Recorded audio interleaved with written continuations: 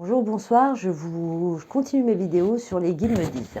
Alors, donc là, on avait parlé tout à l'heure sur la première vidéo des énergies de la Terre qui, en s'élevant, traversaient les humains et donc étaient transmutées en fonction de la lumière de chaque individu. Là, nous allons parler, donc toujours avec la Terre, toujours avec ces êtres qui sont là, toujours avec mes dessins qui ne sont pas très beaux, mais je ne suis pas là pour être artiste. Voilà, donc nous avons les premières, les énergies de la terre mère, hein, la terre, celle que nos pas foulent. Ensuite, nous avons les énergies environnantes, donc les énergies ambiantes. Hop, hop, hop. Hein, donc tout ce qui concerne l'aura, tout ce qui concerne notre corps, tout ce qui concerne l'air, les 4 éléments, hein, l'eau, la terre, le feu et l'air. Donc tous ces éléments-là qui viennent aussi interagir avec nous. Donc c'est aussi ce que les médias racontent, c'est aussi les interactions que nous avons entre nous, humains. Hein. D'ailleurs, il y a énormément de messages que je lis en ce moment sur les réseaux sociaux qui sont incroyablement étonnants, on va dire ça comme ça. Donc il y a en fait les énergies environnantes. Et c'est exactement le même processus que ce que j'expliquais tout à l'heure pour la Terre, c'est-à-dire que plus on va vibrer lumière et plus on va être dans le cœur, voilà, et plus en fait on va permettre à ces énergies qui nous atteignent d'être transmutées. D'ailleurs, mettez une protection, mais une protection consciente. Qu'est-ce que c'est qu'une protection consciente? C'est une protection qui vise à s'octroyer son propre pouvoir, donc à récupérer son propre pouvoir, donc à ne pas laisser l'autre, celui qui a interagi avec nous, avoir un pouvoir sur nous, donc à susciter une réaction qui pourrait aller au-delà, on va dire, de notre véritable réaction personnelle, parce qu'on se laisse toucher par l'autre. Bien sûr, c'est une réaction personnelle quand même, mais c'est une réaction, on va dire, par opposition à. Voilà. Donc, c'est vraiment important, quelque part, de récupérer son propre pouvoir et de partir sur le principe qu'à partir du moment où vous êtes, vous, complètement ancré en vous et ancré dans votre cœur, les autres, quelle que soit leur interaction avec vous, ne peuvent pas vous déstabiliser. Autre chose aussi, si vous avez la possibilité de ne dire que des choses positives, dites-les. Hein, et puis, quand vous ressentez quelque chose qui n'est pas en accord avec le positif, à ce moment-là donné, transmutez-le tout de suite. Ça va contribuer, ce comportement va contribuer à faire augmenter votre lumière. Et le fait d'augmenter votre lumière va vous permettre effectivement d'éliminer, on va dire, de transmuter en tout cas toutes les énergies négatives qui pourraient être en interaction avec vous. Quelle que soit la personne, quel que soit le domaine. C'est valable autant dans le domaine familial, professionnel, sociétal, à tous les niveaux, amical, à tous les niveaux, hein, même au niveau du couple en fait. Hein. Donc vraiment, là, ce qui est essentiel, c'est de reprendre ses pleins pouvoirs par rapport au monde qui nous entoure. Attention, ça ne veut pas dire qu'il faille se renfermer sur soi parce que nous faisons partie du tout. Et le fait de faire partie du tout, effectivement, et c'est très important quand même d'être en interaction avec les autres et de l'accepter puisque de toute façon, c'est comme ça. Maintenant, la seule chose, c'est que, pardon, l'autre ne doit pas avoir le pouvoir, et d'ailleurs il ne l'a pas, à vous faire réagir en fait d'une manière différente à qui vous êtes véritablement à l'intérieur de vous. Pardon. Le fait par exemple de ne pas se connaître. Les gens qui ne se connaissent pas se voient à travers les yeux de l'autre. Donc comme ils se voient à travers les yeux de l'autre, qu'est-ce qui se produit? Il suffit que l'autre ait un regard négatif. Il suffit que l'autre ait un mot négatif pour que tout de suite on s'assimile en fait à la pensée de l'autre ou au regard de l'autre.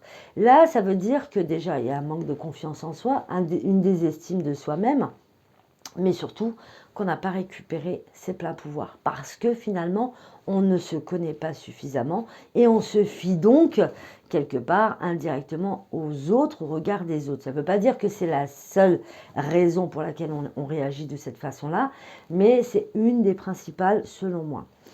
Donc effectivement, le fait de se connaître bien permet de savoir, en fait, de s'ancrer en soi déjà, de savoir qui l'on est, et à ce moment-là donné, de ne pas attendre de l'autre qui nous dise, dans son regard, dans ses mots, dans son comportement, qui nous sommes. Euh, à partir du moment où on ne se connaît pas et qu'on n'a pas réussi véritablement à se cerner, c'est comme si on n'avait pas repris tous ses pouvoirs. Et le fait de ne pas reprendre tous ses pouvoirs et de ne pas se connaître, eh bien en fait l'univers nous envoie d'autres personnes à travers lesquelles, dans les réactions qu'elles ont, soit on confirme, soit on infirme. Mais quand on a déjà un manque de confiance en soi, qu'on a déjà une désestime de soi-même, et il n'est pas évident de faire preuve de discernement et de prendre le recul nécessaire et indispensable pour pouvoir se centrer sur soi et se regarder. Donc à ce moment-là donné, faites un travail conjointement. Alors, j'aime pas dire travail, œuvrez dans le bon sens, c'est-à-dire apprenez à vous connaître à travers les expériences avec lesquelles auxquelles vous êtes, on va dire, confrontés ou que vous vivez, tout simplement. En même temps, reliez ces choses-là à l'intérieur de vous et cherchez à comprendre. Je réagis comme ça, mais est-ce que c'est véritablement moi qui réagis comme ça ou est-ce que je réagis comme ça par opposition à? Si je réagis de cette façon-là par opposition à, c'est que c'est l'autre qui me fait réagir, ce n'est pas moi qui réagis du coup.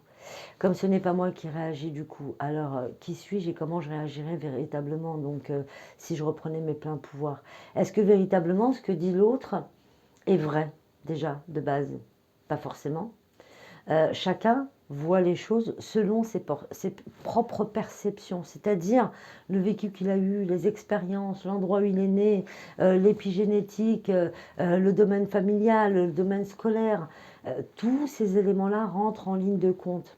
C'est bien pour ça d'ailleurs que vous ne pouvez pas vous fier à ce que peut obligatoirement penser l'autre personne. Vous avez la possibilité d'écouter, bien entendu, mais vous fier à ce que l'autre voit de vous, c'est une manière de démissionner de vous-même, en fait, quelque part. C'est donner, octroyer à l'autre la possibilité de vous dire qui vous êtes, mais c'est pas comme ça que ça marche, en fait.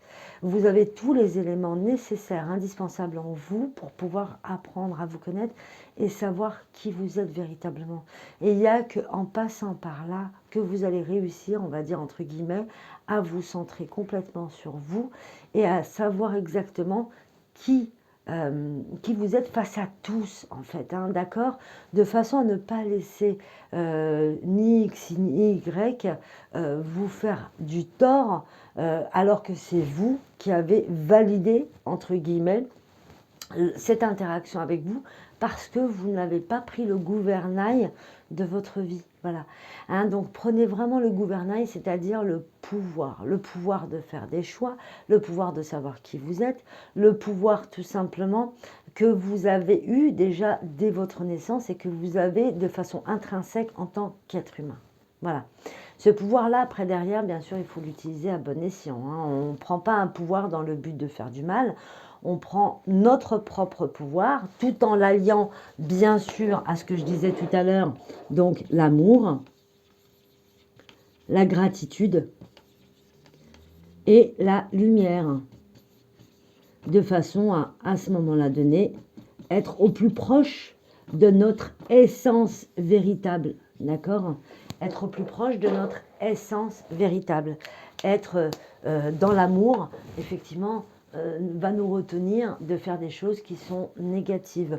Être dans la gratitude, c'est reconnaître les choses positives ou les éléments positifs dont nous disposons dans notre vie, de façon aussi à envoyer un message à l'univers, c'est je te remercie pour tout ce que tu fais. Et avec cette énergie-là, eh bien, on va attirer un peu plus de positif encore chaque jour, à partir du moment où vous pratiquez la gratitude, l'énergie de gratitude. Faites-le tous les matins et tous les soirs aussi. Exprimez votre gratitude tous les soirs avant de vous endormir, de façon à ce que votre subconscient, qui lui travaille beaucoup la nuit, vous apporte en fait encore plus de solutions par rapport à ce que vous pouvez mettre en place dans votre vie et va vous montrer en fait les énergies positives qui vont vibrer dans le but de vous accompagner sur ce chemin de lumière. Et bien sûr, appelez la lumière à vous, hein. Remplissez-vous de lumière dès que vous avez la possibilité, remplissez-vous de lumière à longueur de temps. C'est ce qui va permettre à la fois de vous centrer dans le cœur, en même temps d'éliminer tout ce qui est négatif et en même temps de vous aligner sur les 3 énergies hyper importantes. Ne cherchez pas à savoir si on va aller nettoyer le cœur des peurs ou des choses comme ça. Non. Parce que quelque part, c'est aussi, alors je ne suis pas adepte du, faut aller chercher tout ce qui est négatif et puis le trier. Moi, je pars sur le principe qu'il y a une solution beaucoup plus positive, c'est-à-dire quand on appelle l'amour, la gratitude et la lumière, ce sont des éléments, des énergies qui vont s'installer à l'intérieur de vous et chacune va prendre la place qu'elle doit prendre et donc au fur et à mesure éliminer de toute façon tout ce qui est énergie de peur, tout ce qui est énergie négative, que ce soit des énergies négatives ancrées à l'intérieur de vous ou autour de vous ou qui proviennent de la terre ou qui proviennent de l'occulte ou autre. Quoi qu'il en soit, ça va se dégager progressivement. Donc, faites vraiment, vraiment ce travail intérieur. Je ne dis pas que c'est la solution à tous les problèmes, bien entendu. Mais en tout cas, c'est un bon axe. Ce sont 3 axes extraordinaires qui permettront effectivement, en tout cas, de déblayer un maximum le terrain. Et ensuite, bien sûr, faire connaissance avec soi. Ma foi, c'est vraiment la solution ultime parce que finalement, en étant véritablement à l'intérieur de soi, c'est là qu'on arrive non seulement à se connaître, à s'accepter, à s'aimer et donc à ce moment-là donné à permettre à ces 3 énergies principales eh bien, de vous intégrer complètement et à ce moment-là donné de changer à partir de l'intérieur de vous-même. C'est ce qui est important. Voilà. Donc, on se retrouve bientôt pour que je puisse vous parler un petit peu du pardon. Comme je l'ai dit tout à l'heure, hein, je suis toujours habillée de la même façon parce que je fais des vidéos à la suite. Mais je les mettrai à des jours différents. Voilà, j'espère vous avoir apporté. Et puis, je vous dis à plus tard. Voilà. Si vous avez des questions, n'hésitez pas, likez, partagez. Si vous avez des questions, vraiment, vraiment, n'hésitez pas. Dès que j'ai la possibilité de répondre, je répondrai. Voilà. Et tout ce qui est... Ah oui.